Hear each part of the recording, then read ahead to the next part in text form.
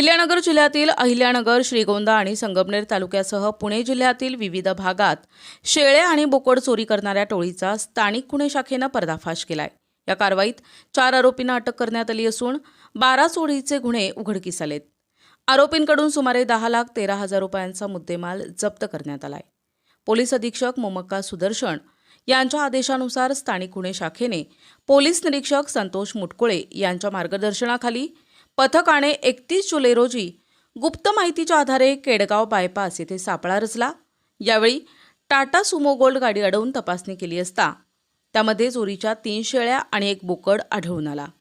या प्रकरणी ओमकार सुधाकर परमवार, शहाबाज सिराज कुरेशी, सक्षम विवेक भोर आणि अरबाज रशीद कुरेशी या चौघांना अटक करण्यात आली आहे। आरोपींकडून 2 मोबाईल, 3 शेळ्या, 1 बोकड आणि टाटा सुमो गोल्ड वाहन असा सुमारे 9,63,000 रुपयांचा मुद्देमाल जप्त करण्यात आलाय।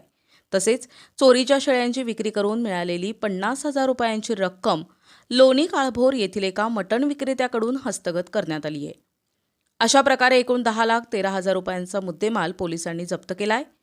चौकशीत आरोपींनी अहिल्यानगर, श्रीगोंदा, संगमनेर, खारगाव तसेच पुणे जिल्ह्यातील रांजणगाव आणि MIDC परिसरात शेळी चोरीचे गुन्हे केल्याची कबुली दिली आहे।